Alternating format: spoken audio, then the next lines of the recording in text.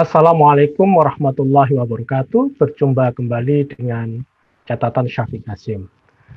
Meskipun korban terus berjatuhan akibat COVID-19 pada 3 minggu terakhir ini, seperti diduga, ada saja yang masih berkomentar kontroversial dan negatif terhadap ditutupnya sarana ibadah karena implementasi dari PPKM darurat. Abdus Somad dikabarkan oleh media marah besar atas kebijakan pemerintah ini.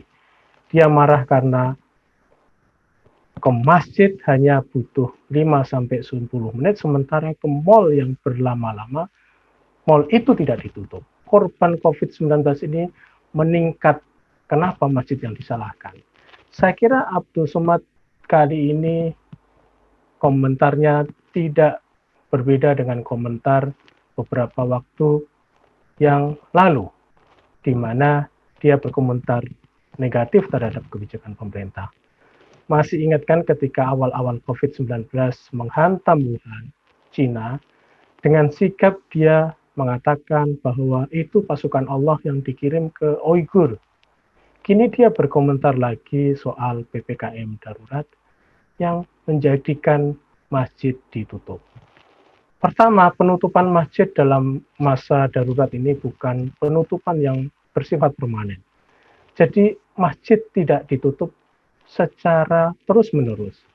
Kita tahu bahwa masjid adalah tempat ibadah umat Islam, tempat salat jamaah 5 waktu, tempat berjumatan dan lain sebagainya. Namun dalam keadaan yang seperti kita lihat saat ini, masjid untuk sementara ditutup agar tidak menjadi tempat pertemuan banyak orang.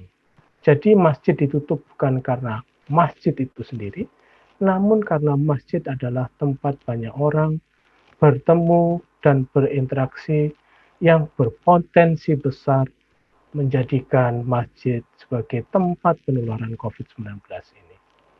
Ini bukan soal berapa lama waktu yang digunakan oleh orang untuk beribadah ke masjid. Apakah 5 menit, 10 menit, 15 menit, sampai 30 menit. Namun ini soal jika ada orang yang datang di satu tempat, bahkan meskipun mungkin waktunya tidak bersamaan, tetap akan menjadi tempat yang potensial menyebarkan COVID-19. Jika ada salah satu yang membawa virus baik di dalam tubuhnya maupun di pakaiannya, droplet yang belum mengering itu bisa menjadi potensi penularan. Jadi sekali lagi soal lama dan tidak lama waktu di masjid bukan menjadi alasan untuk membolehkan orang berkumpul di dalam masjid. Apalagi konon virus varian baru COVID-19 ini bisa menyebar dalam hitungan detik, tidak sampai 1 menit. Apa yang saya katakan ini argumen yang biasa saja, argumen awam, yang mungkin Abdul Somad juga sudah mengetahuinya. Kedua, pada sisi keagamaan, sudah banyak contoh masjid ditutup selama pandemi. Ketika Saudi Arabia sedang mengalami puncak penularan COVID-19, otoritas Saudi juga melakukan penutupan Masjidil Haram. Bahkan ketika Masjidil Haram dibuka kembali oleh kerajaan Saudi, karena dirasa COVID-19 sudah bisa dikendalikan, mereka pun masih tidak membolehkan para jamaah yang datang ke masjid tersebut untuk menyentuh Ka'bah. Hal ini terjadi pada musim haji tahun lalu, tahun 2020. Di negeri yang menjadi gudang para ulama, yang menjadi panutan ulama di Indonesia seperti Mesir, masjid juga ditutup. Bahkan pernah ditutup selama 5 bulan. Bulan April sampai bulan Agustus 2020. Jika kita kembali pada otoritas keagamaan di Indonesia sendiri, misalnya merujuk kepada MUI, Nahdlatul Ulama, dan Muhammadiyah, seluruh mereka meminta anggota mereka untuk tidak melakukan aktivitas di masjid yang menjadi zona berbahaya bagi penularan COVID-19. Dari segi fikih, salat berjamaah bisa dilakukan di rumah. Sholat Jumat pun bisa digantikan dengan sholat duhur di rumah. Ingat, kalangan yang mengambil keputusan agar kita tidak boleh melakukan perjumpaan dan perkumpulan di masjid itu bukan hanya Indonesia, namun juga otoritas-otoritas keagamaan di negara-negara lain, termasuk negara-negara Muslim yang dipandang sangat Islami selama ini.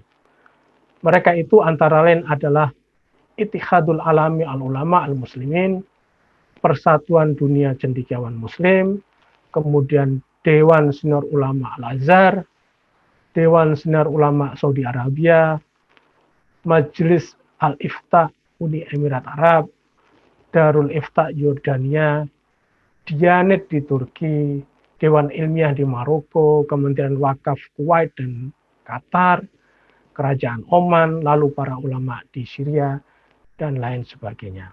Mereka semua menganjurkan di dalam era yang puncak penularan, sebaiknya mereka tidak pergi ke masjid. Jika kita masih kurang argumen, Syekh Utsaimin yang menjadi panutan para ulama salafi di Saudi Arabia jelas mengatakan di dalam ta'liq beliau pada kitab Sahih Bukhari. Pernyataan beliau adalah ighlaqul masajid wal Ka'bah wa ma asbaha dzalika lil hajat la ba'sa bihi wa la yuqalu inna hadza min man'i masajidallah ayyudkaru fiha ismuhu li'anna hadza li maslahati aw li hajati aw li daruratin ahyana. Terjemahannya, menutup masjid dan Ka'bah dan hal yang serupa karena adanya kebutuhan, maka itu tidak menjadi masalah. Dan jangan dikatakan bahwa ini adalah salah satu cara untuk mencegah menyebut namanya di masjid Allah. Ini sesungguhnya adalah untuk kebaikan atau kebutuhan atau untuk keperluan darurat yang tidak permanen. Sesungguhnya kalau orang seperti Abdul Somad maupun para mubalek yang lain mau membuka hati dan pikiran, pasti dia dengan mudah bisa menemukan argumen-argumen keagamaan yang tidak hanya menjadi pendapat segelintir ulama di Indonesia, namun sudah menjadi pendapat ulama sejagat.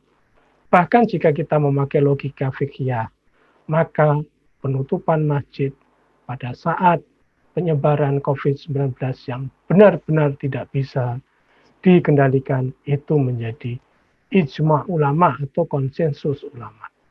Ijma itu bisa menjadi dasar hukum ketika di dalam usul fikih dikatakan setelah Al-Quran dan Sunnah maka ijma adalah dasar ketiga. Argumen lain yang bisa digunakan adalah melindungi nyawa atau kehidupan itu sendiri. Hal yang memang sangat diutamakan di dalam maqasidus syariah atau tujuan syariah. Jika menutup masjid atau tempat ibadah lain memang ditujukan untuk melindungi kehidupan manusia, maka itu harus dilakukan. Apa gunanya masjid bagi manusia jika tidak ada kehidupan manusia? Siapa yang akan memakmurkan masjid jika kehidupan itu punah karena COVID-19?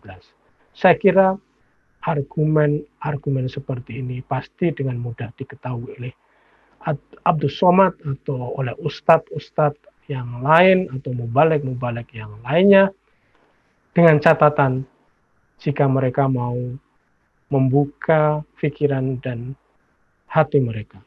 Tapi yang menjadi masalah bagi saya, meskipun mereka itu pasti mengerti akan masalah keagamaan ini, kenapa mereka tetap berpendapat seperti yang dikeluarkan oleh Abdul Somad? Apakah ada hal yang lebih penting bagi mereka selain dalil-dalil keagamaan, misalnya soal dendam politik atau asal tolak saja kebijakan pemerintah?